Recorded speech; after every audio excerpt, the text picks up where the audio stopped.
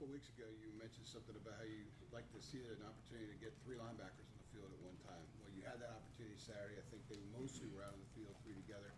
How they perform, and how does that change your defensive approach when you have three linebackers out there?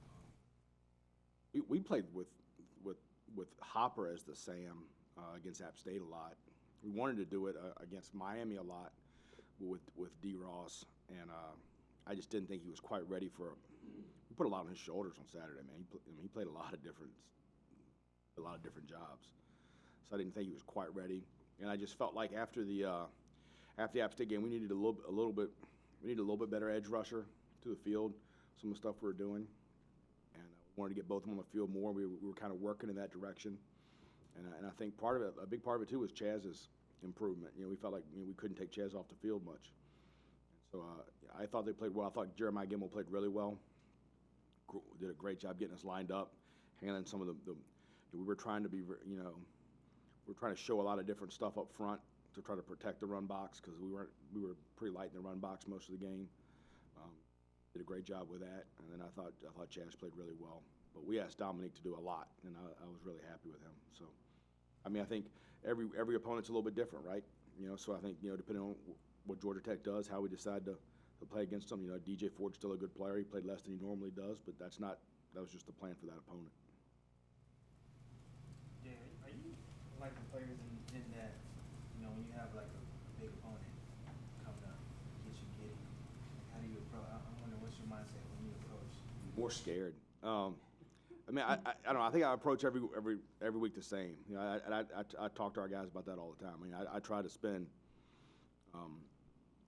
I'm here the same amount of hours and the same amount of time, the same amount of film study, and for every opponent.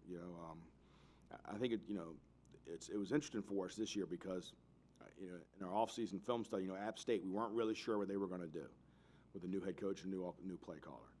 Miami, we weren't really sure what they were going to do with a new head coach and new play caller. So we felt like Clemson, Wake Forest, and South Carolina were the three teams in the first five that we could really have a pretty good beat on what they were going to do offensively. So I think going forward now we now have got to look at the games and really have a better view of the in-season games for how we're trying to defend people. Jay Mack talked about how with this team in particular, he really wants to be aggressive and try to win as many games as possible. Maybe more aggressive than normally would be. I know you came in last January, I guess, talking about being an attacking style of defense. So it's nothing new to you. But when the head coach is really on board with being so aggressive, does that help you schematically when you're preparing? Yeah, Coach Brown is awesome. Every week, he's got a plan for how he thinks we're best going to have a chance to win. And some weeks it's be a little more aggressive, some weeks it's not. I think he realizes that the strength of our team is probably on defense is attacking, and I think that's my mindset. That's kind of how we want to build it. But so I think it's to create an attacking mindset, but try to put as less stress as you can on the secondary. I thought we did a good job with that on Saturday at times. Matt called Miles Dorey hero on Saturday with the way he kind of bounced around. You called him kind of elite smart. Kind of the way he performed on Saturday, kind of speak to that a little bit. Yeah, I love Miles Dorn. I told him on Monday when we found out Wolf definitely wasn't going to play. I'm like, hey, look, you got to be able to play these two spots. And then we're ready for the game, and I think it was Dre said, who's going to be our third nickel? And I was like, Miles, you better be ready for that too. So Miles is really smart. I actually think the boundary safety is probably what he's more natural fit for. All the NFL guys, when I talk to them, that's what they think about him is a guy who can get more involved in the run. I thought he did a really good job. Really smart. So I'm glad he's there. He's got to carry his weight a little bit for some of those young guys out there these next few weeks. What did you see with Clemson's offense that generally what you did to stop it? Because they had less first out there had the season and a lot less yards. What was your take on this game? I think the main thing was I think they're just really scary outside of receiver, and I just didn't. I wanted to give them as few shots on goal as I could outside against one high defense. People that have played in one high defense have done okay for a while, but then all of a sudden you turn around and it's 42 points because they've given up three huge plays. So we felt like we had to disguise that, and I thought we did a really good job with our front. Tim Cross, I thought our front played really well in the run game. Two gap and some stuff. Mac, trying to take up two gaps with one guy. some D-line twists and some D-line stunts to try and take some run gaps away, and try to get them to run the ball and then handle a run box with less defenders. I thought we did a good job of that. And then I thought, Miles Dorn and especially I thought when Don Chapman came in, they both did a really good job of being the extra safety in the box from depth. That's a hard thing to do, and I thought especially against their running back. And I thought we tackled him a couple of times on some really, really tough tackles that were big plays. I noticed Storm played a little more than in previous games. Is that because of the way like practice or Ross? Yeah, I mean, from the get-go, we thought Storm was really talented and going to be a really good player. I think when you have a freshman DB, like the first game when Trey Morrison got banged up against South Carolina, it was like, okay, Storm's in the game. It's like, okay, like,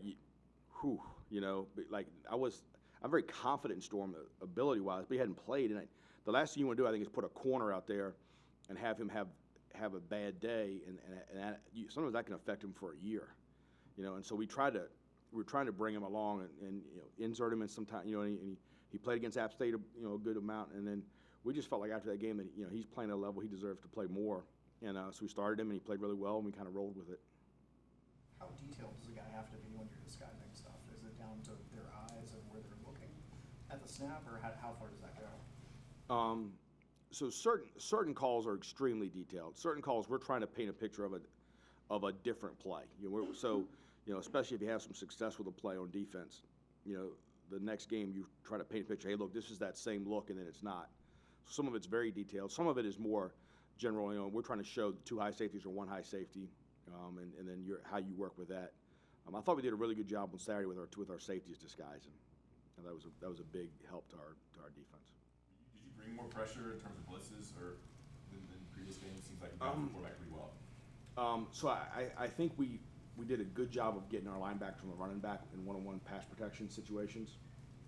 I didn't think the people that have blitzed him a bunch, you get chewed up. I think he's so big, and he's so tall, he sees it coming. So he sees it coming off the edge, and what happens is then it's getting out to Ross and Higgins, and you're in trouble. So our thing was to try to show and then just try to get running backs and linebackers isolated. And I think, early on, I thought the first couple third downs was really good. And then you give them credit. They kind of did some stuff different in protection. But, we were trying to get Surratt on the back as much as we could. And because the other thing was that was kind of right up the middle. And I felt like any twist, anything off the edge, like he just saw it and got rid of it.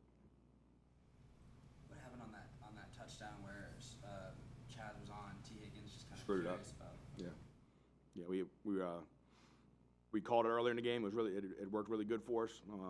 Played it well, and then there's miscommunication, So I got to do a better job coaching it. Speaking of communication, Gemmell said after the game that he thought communication for the most part was really good and was an important part of it, particularly with all the young players. Would you agree with that? Yeah, I mean, I've been begging them, use your mouth, talk, communicate, because so many times I feel like we get the look or we get the call and they're like, okay, got it, and it's like, wow, no game was ever lost because of too much communication, and they hear me say that all the time. So I think we're making progress towards that end. It's still not where I want it to be. How do you get that out of them, especially if it's not an innate part of someone's personality to be that way? You demand it. Yeah. I think if you ask them, they will tell you that is something that I discuss with them at length every day. So Experiences, how much does them actually seeing it pay off on the field kind of help that transition? that's the number one way to get them to do something, have success with it, right? So if all of a sudden they realize, hey, when we talk to each other, we have less mental errors and we're all on the same page more, and we're able to see things from the front, from the boundary, we see things from the field that we wouldn't have known if we didn't get communicated, then you have a lot better chance to have success. What's improved most in Chaz's game over the past few weeks? I think probably the consistency of physicality. I think when you're a quarterback, you can kind of hand the ball off and throw a hitch and just kind of hang out. And I think he's learned that at linebacker, every snap is a fist fight. And I think football makes sense to Chaz. So like you could explain things to him. He's like, sure, I understand how that works together. So I think his ceiling is extremely high. Is he performing better than you expected at this point, 5 games in? Yeah, I would say so. Is he, how would you define his athleticism? I mean, because at quarterback, we didn't see it too much, you know, but Yeah. it seems like he is. You know, it's funny. So when we were going to play Miami, Coach Brown played a couple clips of like him not getting it done at quarterback last year against Miami, and like there's like an interception he's chasing. I'm like, dude, you look slow. He's like, you can't run with the rib protectors. I was like, those must have been some big rib protectors. But I think Chaz has. I think he's really talented. I think he's worked really hard in the weight room, and I think, you know, he's. I think he's got real speed. He's athletic. I mean, he's the hard combination of there aren't many people that walk the earth that have the combination of skills that he does. Football IQ too. 'Cause I'm assuming he played quarterback for so It's long. really smart, and that's what I was getting at. I mean, like he understands, like, okay, in this coverage, where should the ball go? Like I had those conversations with him all the time. Like, hey, when you were playing quarterback, if you saw this coverage, where would you throw it? I would throw it there. Okay, so let's go cover that guy. You know, and that makes sense to him. And I think that's been probably the biggest advantage he's had coming over is understand how all 11 work, which I think at linebacker you have to have. I think Jeremiah Gemmel has that too. I think Jonathan Smith has that too. You know, but I think Chaz is applying a little bit more of the offensive side to it, which helps. Was Strobridge feeling good Saturday, and if he's full go, how much does that help you? Yeah, I mean, Jason's a really, really good player. I thought he was closer Saturday. Yeah, his energy was a little better, I felt like. Yeah, I'll give him credit. He tried to go every week, you know, and I remember against Wake Forest, you know, just you could tell how upset he was he couldn't go. So, I mean, when he plays, we're a lot better football team. Georgia Tech's offense is kind of ahead to Saturday. I mean, obviously their transition from the option, so you see, you know, there's some pieces that, you know, like they've got the tight end's a transfer. I think he's a good player from UConn. They didn't recruit any tight ends before, you know, so it's smart of them to go get a guy. But I think the quarterbacks are really athletic, like you'd expect. I think Oliver's really fast, scary fast. So, I mean, they're doing a good job. I mean, they give you a lot of stuff. I mean, it's a lot of runs, and it's you know, and they're spreading you out and getting the ball in space. And I think they're doing a really good job. Previously, under Paul Johnson, they had a way that they went about with their blocking schemes and stuff. How different is what they do now up front from what they did before? Yeah, I mean, what they're doing now is what most, you know, conventional offenses do, give or take. You know, I mean, so it's more zone stuff. It's more pass protection. You know, I know this much. I saw that option stuff for 5 years, and I would much rather defend inside zone. So, glad they switched. All right, guys. Thanks. Thanks.